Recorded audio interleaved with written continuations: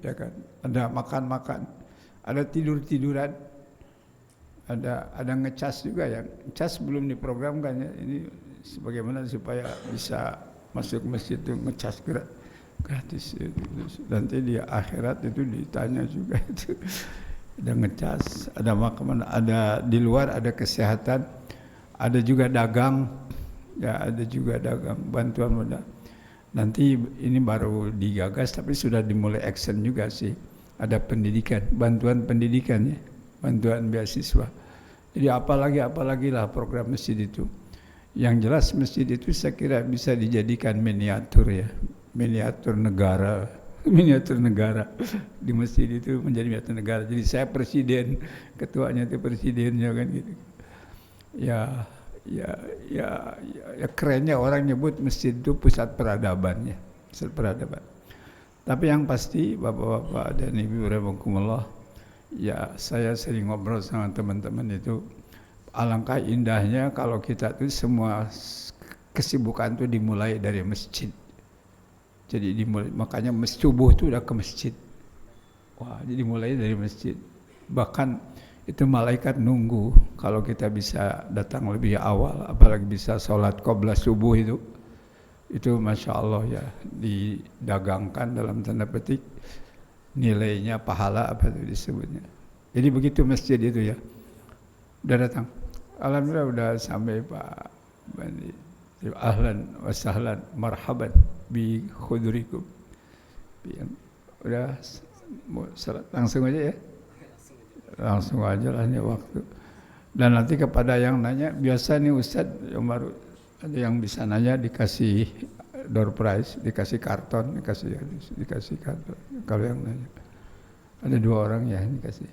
Dengan segala hormat Pak Bani dipersilakan. Waalaikumsalam.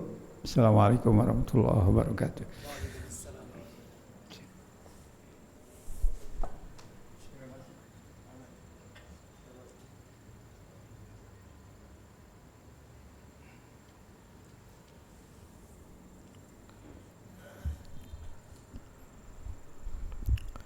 Bismillahirrahmanirrahim.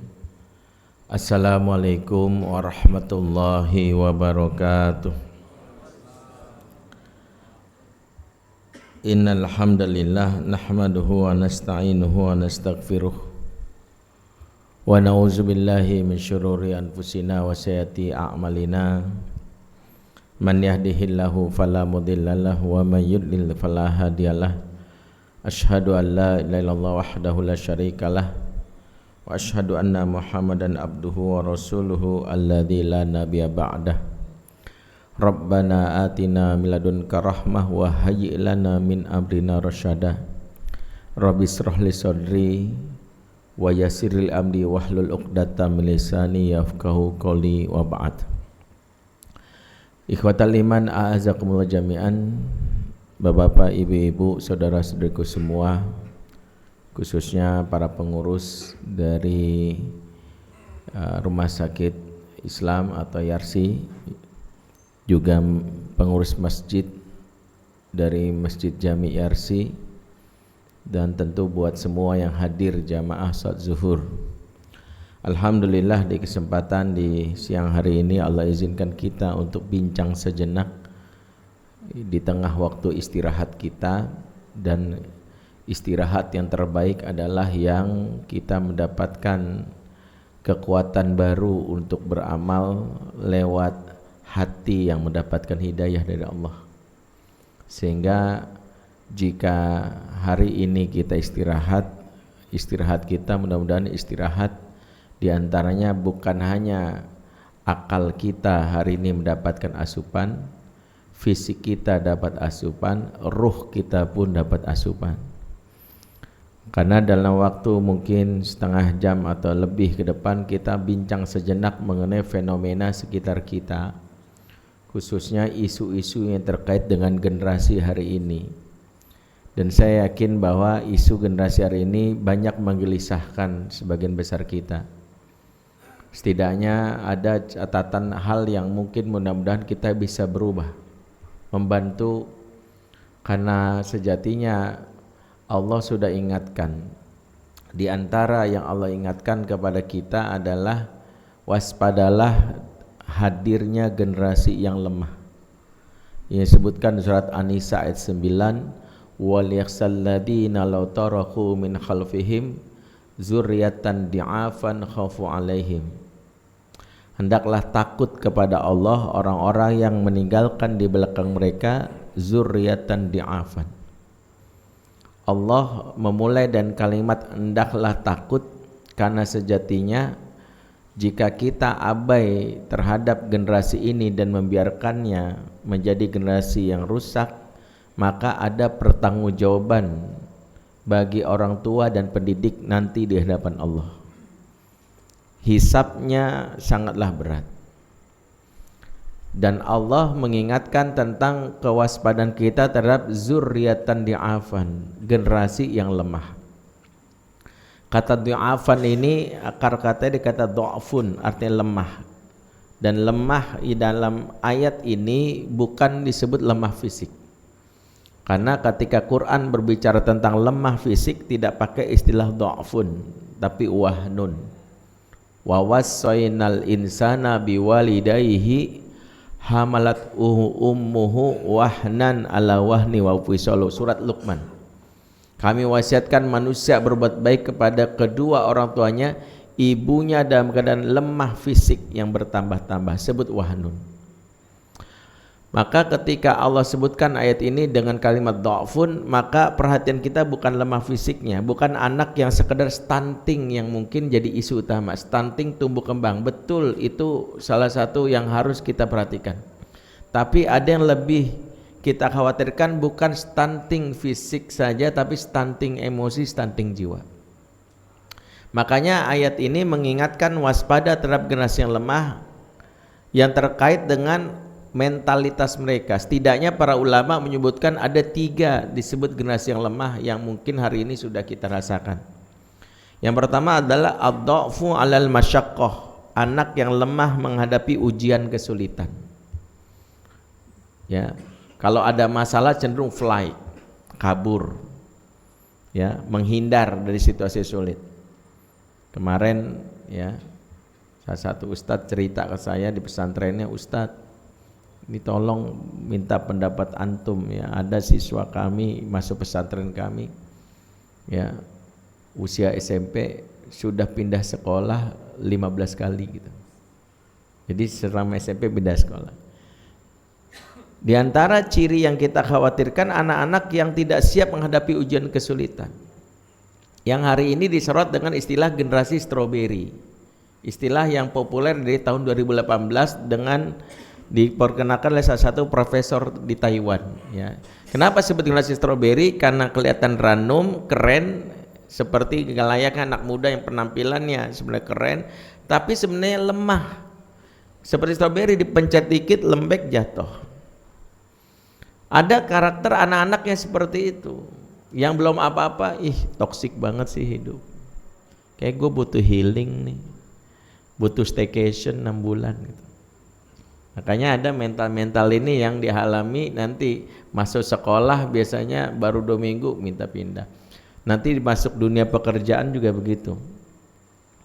Ya, saya ingat salah satu HRD cerita masa, Ustadz saya tuh kalau ada anak zaman now atau fresh graduate baru ngelamar di kantor saya, walaupun IPK-nya cerdas, pinter gitu, kelihatan dari IPK-nya tinggi, tapi kalau baru lulus tapi CV-nya tebel, saya buang ke tempat sampah, saya nggak terima gitu. Saya bingung loh, bukannya bagus, itu tandanya kan dia udah IPK-nya tinggi, pinter dan berpengalaman. Iya Ustadz, tapi itu bukan pengalaman kerja, itu pengalaman resign. Jadi baru seminggu, baru sebulan, apaan sih bosnya killer banget, kita kerja udah kayak kuda, males banget, pindah karena dia pinter, daftar diterima. Baru sebulan lagi, males banget punya temen kayak gitu, supporting sistemnya jelek banget, cari yang bagusan, dapat karena pinter, IPK-nya bagus, di tempat terima lagi kejauhan banget dari rumah, ketuaan di jalan gitu. Kemudian dia resign lagi, masuk karena IPK-nya tinggi, diterima lagi. Tapi apaan sih gitu ya, gajinya minim banget, nggak sesuai dengan kebutuhan. Jadi resign. Nah, disebut nih generasi strawberry. Ya, nanti kita lihat di mana akarnya gitu. Sampai akhirnya nanti dunia pernikahan juga gitu. Kalau nggak suka cerai. Angka pernikahan hari ini sedemikian mengkhawatirkannya. Tahun 2022 tercatat yang bercerai di Indonesia setahun 512.000 pasangan. Setahun. Pandemi sempat turun sekitar 245.000. Itu pun karena pengadilan agama tutup. Ya, bukan karena nggak mencek, karena pengadilan agama tutup. Mau ngelapor juga bingung mau ke siapa gitu. Jadi pengadilan agama tutup lama, ternyata efeknya apa? Setelah pengadilan agama buka, cerai banyak banget. Itu sempat saya tahun berapa? 2021 awal udah mulai agak longgar itu PPKM apa istilahnya. Itu mulai itu orang antrian di beberapa pengadilan agama itu udah kayak antrian sembako. Jadi kenapa? Di antaranya adalah mereka punya mental kalau nggak suka left. Yang kedua sebut ciri generasi yang lemah itu ad-dha'fu ala syahawat. Lemah menghadapi ujian syahwat. Generasi yang tidak bisa berkata tidak alias ikut-ikutan. Yang ini mengerikan karena isu ini yang hari ini lagi jadi pemikiran sebagian para pendidik ya. Sadar atau mungkin tahu atau tidak, tanggal 4 Agustus BKKBN itu mengeluarkan riset terbarunya. Sayangnya risetnya kalah dengan riset elektabilitas capres dan cawapres. Risetnya ini sebenarnya bagi kita, bagi orang tua pendidik, warning. BKBN mengatakan, nanti searchingnya di Google, 60% anak gadis kita umur 16 sampai 19 tahun sudah melakukan hubungan seks. 60%. Cari datanya.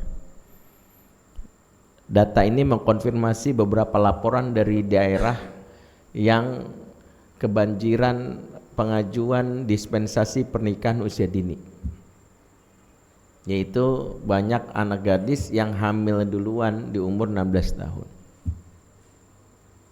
Nah, ini salah satu yang menjadi bagaimana lemahnya anak kita yang laki-laki mengontrol syahwatnya dan anak perempuan yang mudah terprovokasi. Ditambah isu yang sangat menggelegar yang sehari ini pun kita juga cemas, anak laki-laki kita yang hari ini juga dalam kondisi kehilangan kelaki-lakiannya, dalam pengertian tidak lagi jantan. Sekarang banyak muncul fenomena lelaki bertulang lunak ya. Lelaki presto dengan tulang lunak, Pak.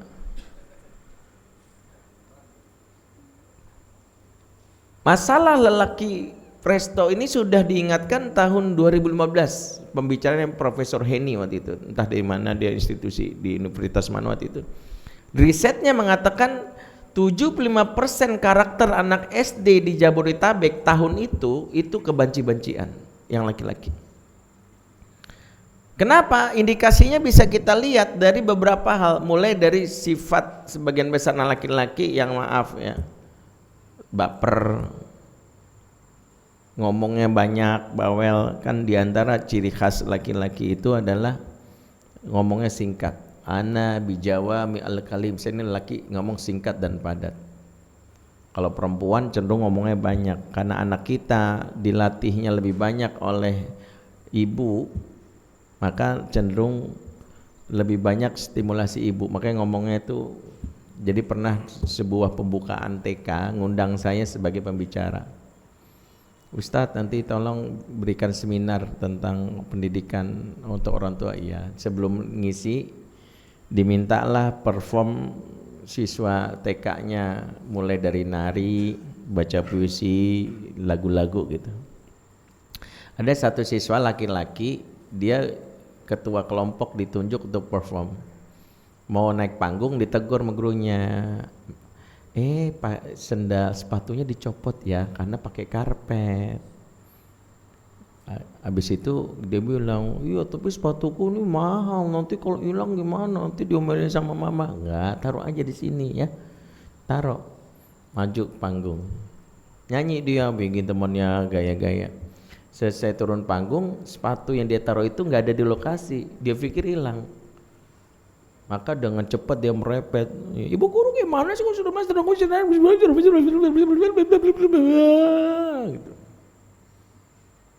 Saya tuh langsung peluk dia. Pertanyaan saya sama anak begini sederhana, ayahmu di mana? Karena di antara indikasi anak yang sifatnya sangat keperempuanan, sangat besar stimulasi feminitas dari figur ibu dibandingkan bapak. Dan ternyata terkonfirmasi anaknya bilang bapaknya seorang yang sibuk sekali, pulang sering keluar kota, ke luar negeri, sehingga ketemu bapaknya paling sebulan sekali.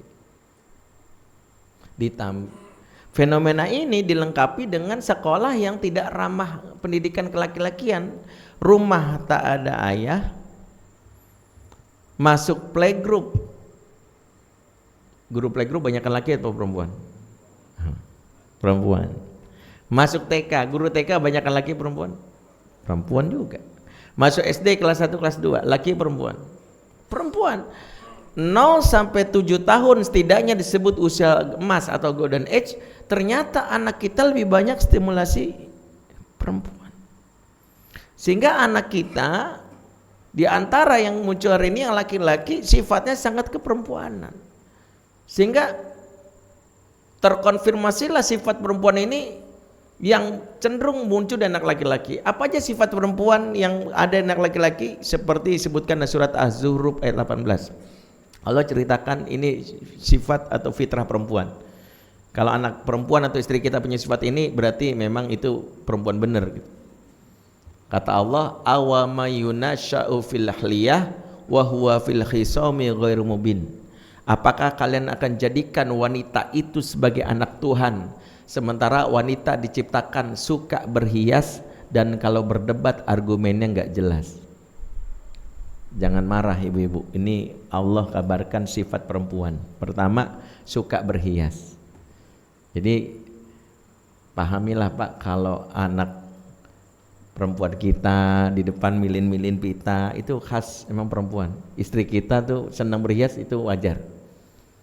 Jadi istri suka dandan itu memang normal, karena Allah ceritakan itu fitrahnya gitu. Dan kalau istri sudah dandan kan nggak bisa sebentar Pak. Itu kalau dia udah dandan di depan cermin itu kita masih sempat umroh dulu itu. Saya sempat main bola dulu. Memang nggak bisa itu. Dia langsung, kalau kita, kalau laki-laki yang benar untuk datang itu selesai. Saya ingat istri saya mau ngisi kajian online aja lama banget depan cermin. Tarubi mau kajian online, saya bilang saya kajian online itu masih sempat tidur baca buku, tinggal dipanggil Ustaz siap. Assalamualaikum warahmatullahi wabarakatuh, selesai. Bagi perempuan nggak semudah itu.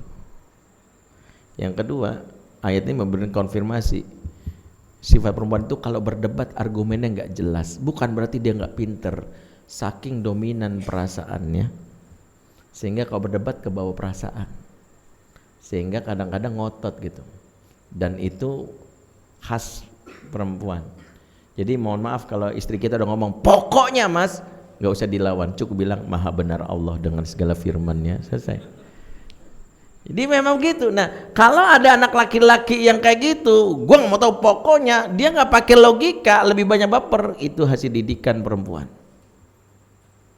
Nah, ini mengkonfirmasi pendapat para ahli yang hari ini merasa khawatir anak-anak yang lemah yang dimaksud dengan karakter yang lemah menghadapi syahwat, perilakunya mudah tergoda, perilakunya tidak sesuai dengan fitrah, diantaranya adalah ketidakhadiran figur ayah.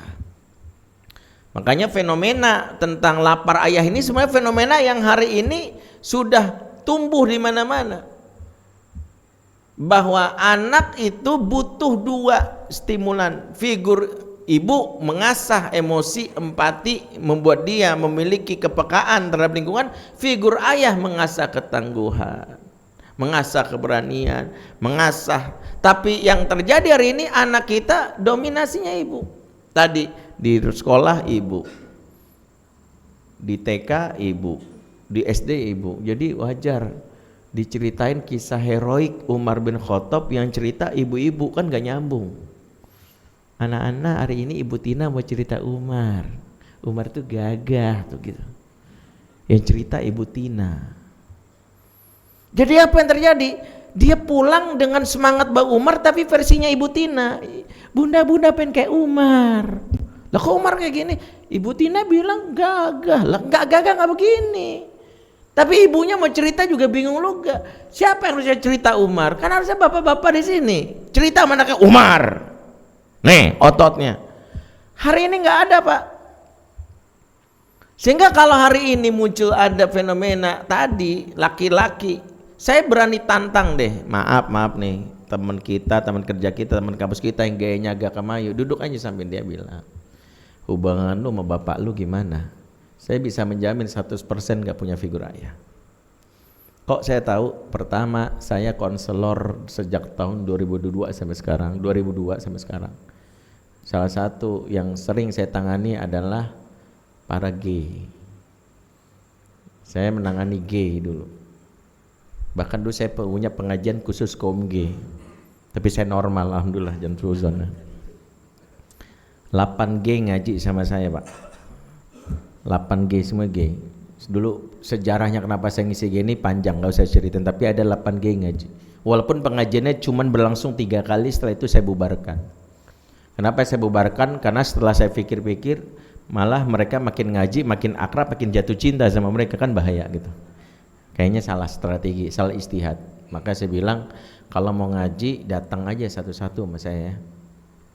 Akhirnya ada yang mau gitu ya, 4 orang nggak setuju, ngeblok saya, nggak mau lagi ketemu. Yang 4 lagi masih mau. Ya, dari teman-teman binaan saya gini, saya jadi banyak belajar tentang dunia kelam kaum gay itu. Bahkan binaan saya itu punya kemampuan gaydar. Gaydar itu gay radar.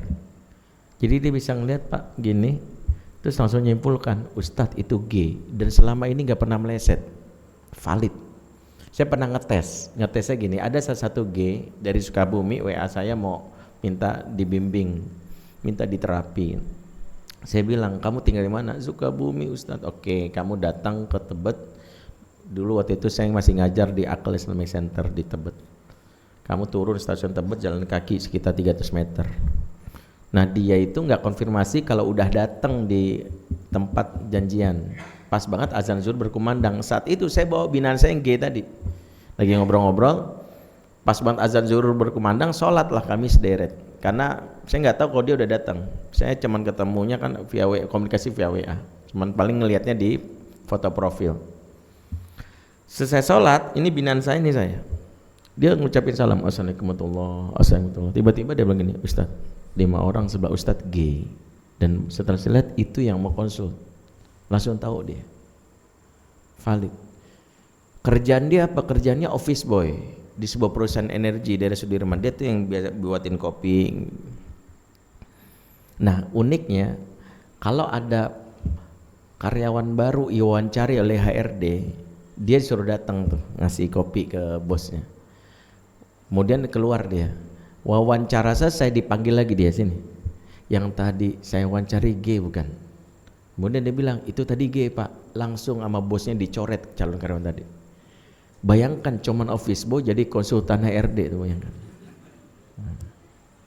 Ya, apa perlu saya bawa orangnya kemari ngecek satu-satu?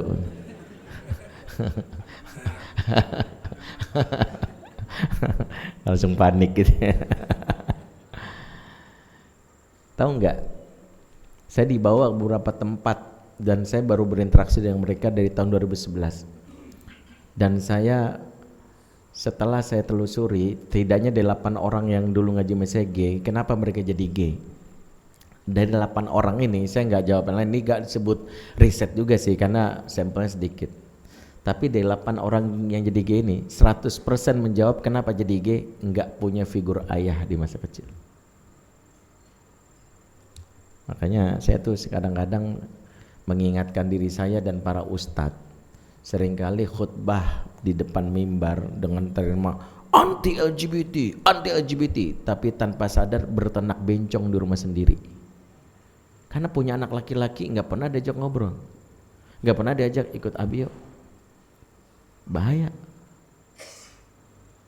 Kita marah tuh dengan gay, tapi kita lupa anak kita nggak kita stimulasi ke laki-lakian.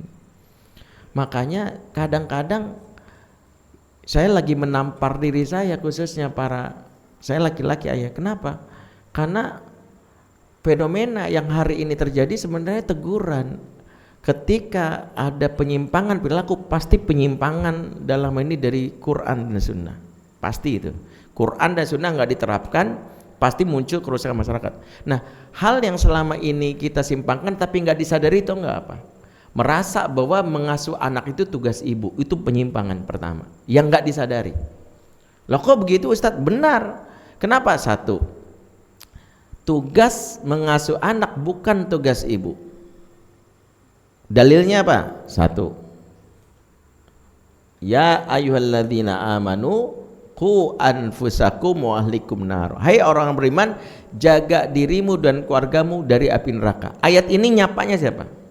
Orang beriman. Yang dimaksud orang beriman siapa? Bukan ibu-ibu, tapi bapak-bapak. Kenapa? Satu, bapak-bapak itu kepala keluarga. Warrajulu ra'in fi ahlihi, dan laki-laki kepala bagi keluarganya, wa huwa mas'ulun an ra'iyatihi, dan dia dihisab di akhirat terhadap keluarganya. Yang kedua, domir atau kata ganti dalam ayat ini pakai kum. Secara khusus kum mananya jama' lil mudzakkar lil khatab. Kalau perempuan kunna. Allah tidak mengatakan jaga ku anfusakunna wa ahlikunna, tapi anfusakum. Maka kalau kita lihat dari makna secara khusus, yang disapa harusnya itu laki-laki. Kok bisa yang dibilang mendidik anak itu perempuan? Itu yang pertama. Yang kedua adalah anak itu nasabnya ke siapa? Bapak atau ibu? Makanya aneh kalau ada bapak-bapak pulang anaknya bandel, tuh anakmu urus tuh. Maka kalimat ini seolah menuduh bahwa kita berzina selama ini, sehingga anak ini nasabnya ke kamu. Karena anak nasab ke ibu kalau bapak dan ibunya berzina. Anak kamu urus tuh, padahal nasab anak ke siapa? Bapak. Anta wa maluka li abika, kamu dan hartamu milik bapakmu. Anak itu milik bapak, bukan milik ibu. Makanya perceraian saja tak menghapus status anak itu milik bapak. Seorang anak gadis bercerai bapak ibunya, ibunya marah, dibawa kabur anak perempuan ini, dia nikah bapak yang nggak tahu, nggak sah menurut jumhur. Kenapa? Bapaknya wali mujbir, nggak tergantikan. Kecuali bapaknya murtad, bapaknya gila, ya, atau bapaknya meninggal. Atau sebagian menyebutkan jika bapaknya mungkin fasik, melakukan kemaksiatan besar, boleh saja dicabut. Tapi lagi bapaknya masih hidup, ibunya mencari wali hakim sementara bapak hidup, nggak sah. Menunjukkan bahwa bapak yang paling utama. Makanya perceraian saja tidak menghapus peran bapak. Maka kalau ada yang bilang tuh anakmu tuh, maka sejatinya dia sedang mengatakan istrinya, selama ini kita berzina ya, sehingga nasab anak hanya jatuh ke ibunya kalau seorang bapak berzina sama ibunya. Makanya sampai kapanpun perzinahan tidak akan membuat anak jadi milik bapak, tidak sampai kapanpun. Makanya kalau ada anak nasab ke ibunya tanda berzina. Nah, maka anak itu tanggung jawab siapa? Karena nasab dalam Islam menunjukkan pertanggungjawaban, itulah yang harus bapak siapkan. Dulu Umar, bahkan para khalifah zaman dulu, kalau anak bandel, pertanyaannya gini, man abuka? Siapa bapakmu? Hari ini anak bandel, yang ditanya balik, ini anaknya mama siapa sih? Bunda kamu yang mana? Bunda kamu yang mana? Bunda. Ini salah satu yang muncul hari ini, Pak. Maka diantara yang kenapa munculnya anak-anak bermasalah hari ini, karena kita sendiri menyimpang dari pesan Quran. Ditambah maaf kata, yang ngakunya kembali Quran dan Sunnah lupa. Pesan Quran tentang pengasuhan justru dominan tokohnya ayah dibandingkan ibu. Silakan buka Quran. Makanya saya tertarik dengan tesis tulis oleh Sarah binti Halil Al-Mutari Ad-Dakhilah. Beliau salah seorang tuh pakar pendidikan dari Ummul Qura Mekah.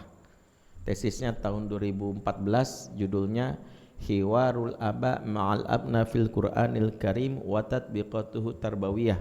Dialog antara orang tua dan anak dalam Al-Quran dan aplikasinya dalam dunia pendidikan. Ternyata Quran itu memuat 17 dialog pengasuhan di 9 surat. Jadi kalau berbicara pengasuhan tuh Quran memuat sekitar 17. 14 dialog itu ayah dan anak. Ibrahim, Ismail, itu berapa banyak kurban kita sering dengar pesan-pesan Ibrahim sama anaknya, Yakub dengan anak-anaknya, dengan Yusuf, dengan anak-anak yang lain sebelum ajal, ma ta'buduna min ba'di, Syuaib atau Syekh Madian dengan 2 anak putrinya, ya abati istajirhu, ya, atau misalnya Luqman dengan putranya. Ini sering kan kisah Luqman kita angkat nih, lucunya enggak tergerak para bapak untuk seperti Luqman.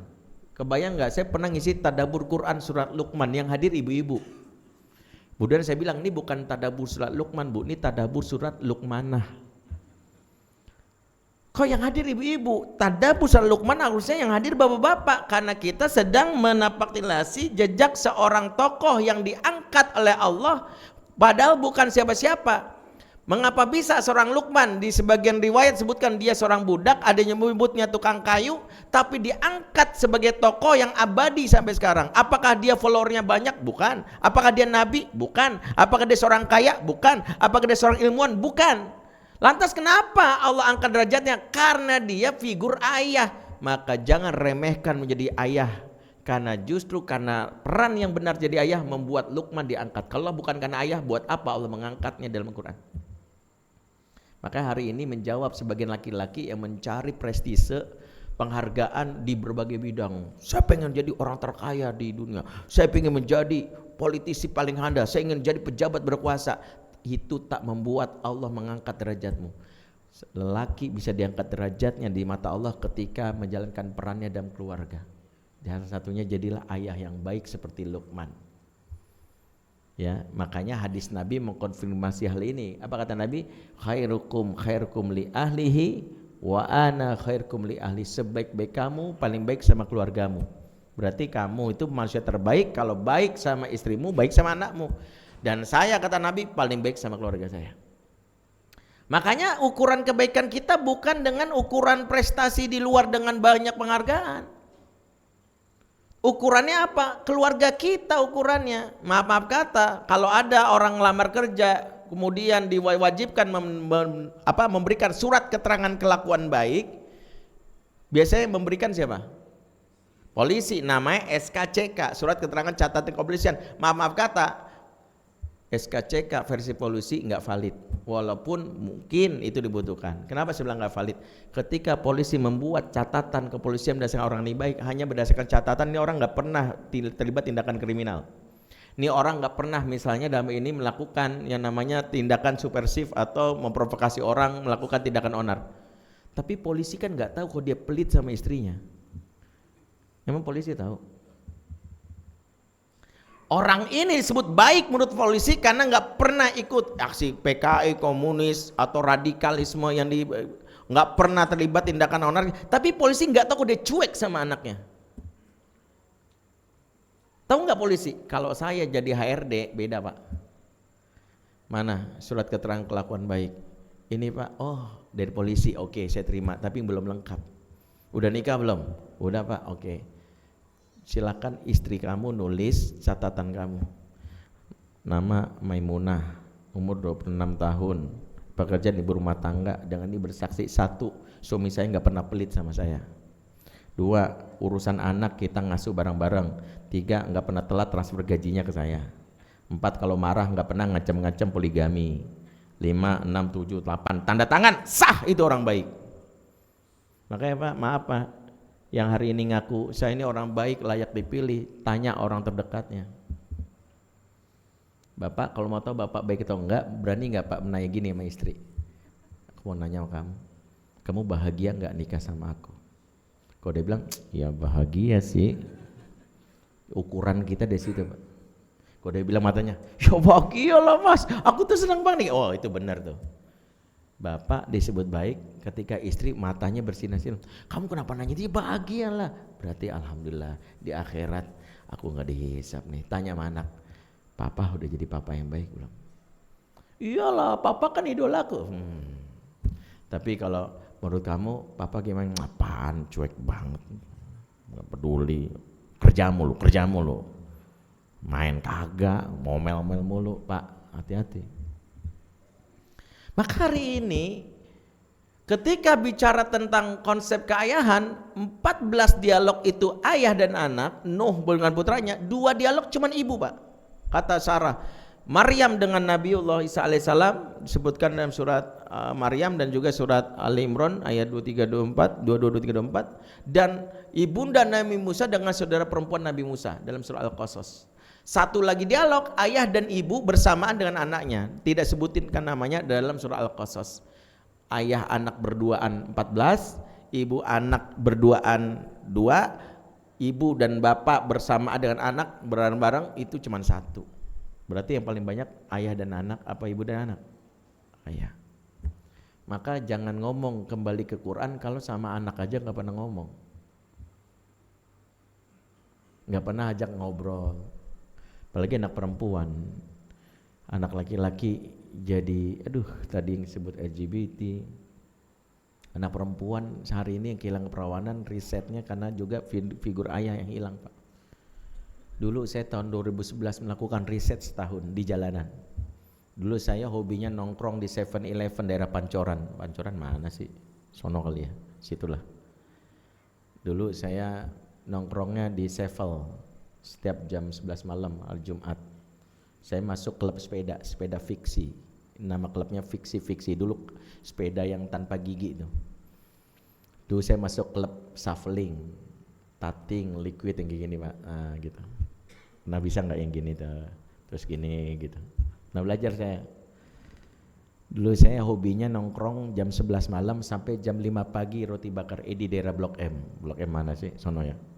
Sono ya, Pak. Di situ saya ketemu Pak perempuan-perempuan yang keluyuran malam-malam tuh. Yang dulu sebut namanya cabe-cabean. Tahu ya? Kalau cowok terong-terongan. Ya kalau bencong terong dicabein kan itu ya. Terong balado orang Padang bilang. Saya juga baru tahu cabe-cabean itu menurut mereka ada 2 kategori, ada cabe merah, ada cabe hijau. Kalau cabe merah itu anak ABG yang tubuhnya rela dijamah demi pansos. Gue sih nggak apa-apa digrepe-grepein asal sama Jeffrey Nicole tuh, asal artis yang grepein nggak apa-apa. Gue sih nggak apa-apa dihamilin asal sama Dude Herlino, gitu tuh Pak. Anak-anak perempuan namanya cabe merah. Kalau cabe hijau motifnya ekonomi. Asal diisiin pulsa, dibeliin handphone, tas branded, nggak apa-apa lah gua. Nah, setelah cabe-cabean mereka bermetamorfosis jadi jamur. Jamur tuh janda di bawah umur. Yang hari ini banyak jamur tuh. Karena hubungan mereka bablas, hamil, dipaksa nikah tuh. Nikah. Tapi emang dasar cowoknya brengsek diceraiin, jadilah jamur janda di bawah umur. Udah gitu sang mantan cowok nggak ngasih nafkah juga, akhirnya si perempuan ini bermetamorfosis lagi jadi jagung bakar, jablay tanggung baru mekar.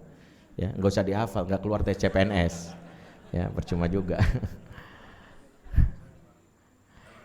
Fenomena jamur, cabe-cabean, jagung bakar itu saya riset, saya teliti waktu saya kuliah di Malaysia.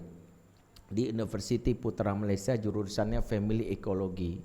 Ternyata riset ini sudah muncul beberapa tahun belakangan di tahun 90-an. Salah satunya guru besar kami namanya Profesor Rumai Johari dari University Putra Malaysia. Ya. Sebelumnya saya mau tanya dulu nih, saya sebelum sampai ke riset nih, yang punya anak perempuan angkat tangan. Yang punya anak perempuan? Wih, wajib nih saya sampaikan. Risetnya kesimpulannya gini. Ayah yang tidak dekat dengan anak perempuannya dampaknya 2. Pertama, jika anak ini sudah ABG, dia gampang jatuh ke pelukan laki-laki lain. Jadi fenomena anak perempuan yang hari ini gampang banget menyerahkan kegadisannya karena dia tidak punya figur yang merasa dirinya aman dan dilindungi. Di antaranya dia tidak pernah mendapatkan perhatian. Salah satu kebutuhan dasar anak wanita kita itu adalah Pak, dia diperhatiin. Kami pernah nanganin kasus seorang anak perempuan di sekolah Islam. Dia di sekolah Islam pulang sekolah dicopot jilbabnya. Kemudian dia duduk di busway karena sekolahnya nggak jauh dari halte busway. Nunggu busway datang, nanti pulang nunggu turun di sebuah stasiun nggak jauh dari rumahnya. Jadi sekolah rumah itu dia pakai busway. Nah, waktu dia nunggu di halte, ada seorang cowok preman di halte itu ngeliatin dia aja. Dia udah tahu tapi dia pura-pura aja sambil nunggu. Lama-lama dia risih, akhirnya dia bilang gini, woi, mata lu ngapain ngeliatin gua? Cowok ini senyum doang, akhirnya dia baru gini. Masih diliatin juga, akhirnya dia kan gak nyaman. Lu kalau ngeliatin lagi gua lapor polisi ya. Itu tatapan lu tatapan jahat tuh gitu. Akhirnya cowok ini bilang gak apa-apa, gue sih rela ditangkap polisi, polsek, tentara, babinsa. Kenapa? Karena bagi gue ditangkap ini bersyukur, karena baru kali ini gue ngeliat mata yang paling indah di muka bumi ini. Awal kata cowok ini, apa sih lu rese? Bis datang, dia masuk bis itu, yang terkenang-kenang mata yang paling indah di muka bumi. Buru-buru ngeliat handphone, masa sih? Iya ya. Tahu nggak Pak? Bapaknya nggak pernah ngomong gitu. Begitu dia pulang langsung bercermin. Iya ya mata gua. Karena ayah nggak pernah bilang gini, Masya Allah cantik banget anak ayah ya. Masya Allah ini matanya ayah nih. Ke matanya mama mata duitan gitu. Jangan-jangan ibu-ibu dengar. Udah langsung. Nah itu dia langsung besoknya Pak, dia ke halte itu lagi, bis sudah lewat, dia tetap nungguin, kok nggak menaik, kenapa? Nunggu digodain lagi. Akhirnya preman tadi lewat, yang kemarin mata indah bola pimpong, datang juga lo gitu. Aku kesel, apaan sih lu gitu? Persis kayak sinetron TV Pak, berantem-berantem, lama-lama kenalan, lama-lama jadian pacaran. Yang menyedihkan 6 bulan kemudian dia hamil. Jadi waspada Pak. Bagi anak wanita itu the first love, cinta pertama. Jika nggak dekat dengan bapak, dia akan cari cowok lain yang bisa memenuhi kebutuhan batin. Makanya Pak jangan sungkan mengatakan duhai my love, duhai my princess, kamu itu bidadarinya ayah. Ingat ya, kalau ada yang mengganggu kamu bilang ayah ganggu lagi tuh orang. Nyakitin kamu macem-macem sama ayah tuh, ayah kejar tuh orang. Kalau sampai menyakiti kamu, anak wanita itu butuh digituin Pak. Makanya saya kadang-kadang kalau anak gadis saya itu saya bilang, kakak, assalamualaikum, salam. Kak, tahu nggak kakak bedanya kakak sama PKI? Nggak tahu Bi. Kalau PKI komunis, kalau kakak kok manis. Bisa aja. Catat.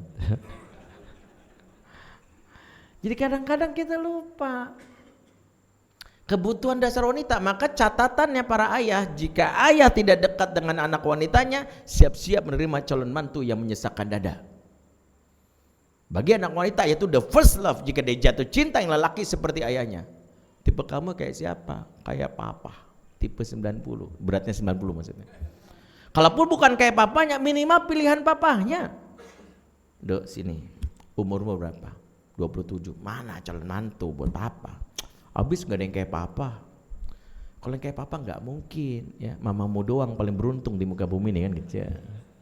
Kalau kamu mau, papa punya kawan, anaknya baru pulang tuh dari Singapura S2. Kemarin papa main ke rumah kawan papa, papa terpesona, ganteng, keren, baik. Ya, suaranya bagus buat jadi imam ya. Sholat apa pas sholat zuhur gitu. Ya, pokoknya dia bagus ya. Kan takbirnya kedengeran. Kamu mau gak dijodohin sama dia? Itu pilihan papa. Iya, mau. Makanya diantara kegebimbangan, saya banyak menangani klien-klien anak perempuan yang bukan anak lagi, para perempuan jomblo yang umur udah 30, 31, 32, 35, yang secara fisik sebenarnya maaf yang gak jelek-jelek banget, tapi selalu gagal dalam ta'aruf karena gak pernah yakin sama laki-laki pilihannya. Salah satunya dia gak punya figur, laki-laki baik itu kayak siapa sih? Karena bagi dia laki-laki baik itu gak pernah ada dalam kehidupannya karena bapaknya dianggap gak baik. Makanya bagi anak perempuan itu yang gak dekat sama bapaknya, kesimpulannya cuma satu, kamu kok cari jodoh kayak siapa? Asal jangan kayak bapak aja. Asal jangan kayak bapak. Makanya diantara hikmah kemanapa baginda Nabi SAW dilamarlah putrinya oleh Abu Bakar As-Siddiq. Abu Bakar itu sahabat iman gak diragukan, kaya raya pula. Ditolak sama Nabi karena Nabi tahu ini bukan tipenya Fatimah nih. Datang Umar sama ngelamar Fatimah sama baginda Nabi, ditolak. Kaya raya, iman tak diragukan. Sahabat nomor 2 kan, kaya juga Umar. Tak lama datang sahabat namanya Ali, iman tak diragukan tapi miskin. Jujur Pak, Bapak kalau ada calon mantu ngelamar soleh kaya mau soleh miskin, pilih mana? Iya sama gitu. Tapi Rasul nerima yang ketiga, Ali. Tahu kenapa? Karena Rasul tahu ini tipenya Fatimah. Tahu kenapa ini tipenya Fatimah? Karena disebutkan para ahli sejarah, Ali paling mirip baginda Rasulullah Sallallahu Alaihi Wasallam. Secara fisik, perawakan, itu membuat Syiah menyangka saat Rasulullah dipeluk oleh malaikat Jibril, mereka meyakini sebenarnya malaikat salah meluk gitu, harusnya meluk Ali gitu kan, katanya begitu menurut versi Syiah ya, karena Ali ini paling mirip. Jadi seolah-olah ketika Fatimah ketemu Ali, dia sudah mengatakan gini, Ali ini ayahku banget ya. Makanya anak perempuan kita akan mencari yang setipe kalau dekat sama kita. Makanya riset ini menyebutkan bahwa kegagalan anak perempuan mendapatkan jodoh yang disukai bapaknya karena tidak dekat. Jadi waspadalah Pak. Ya, yang kedua adalah karena waktu terbatas, anak wanita tidak dekat dengan ayahnya, jika dia berumah tangga dan dia ribut dengan suaminya, maka dia cenderung memilih menggugat cerai suaminya. Hari ini gugatan cerai 75% diajukan perempuan, lebih banyak. Di antara faktornya saya wawancarai beberapa yang menggugat cerai karena nggak punya figur ayah di masa kecil. Jadi waspadalah, jangan menyumbang rusak ke rumah tangga. Bagi punya anak perempuan dekatlah, bagi punya anak laki dekatlah. Karena waktunya terbatas, silakan baca buku kami di luar di masjid. Buku yang kami tulis itu para ayah, judulnya Father Man.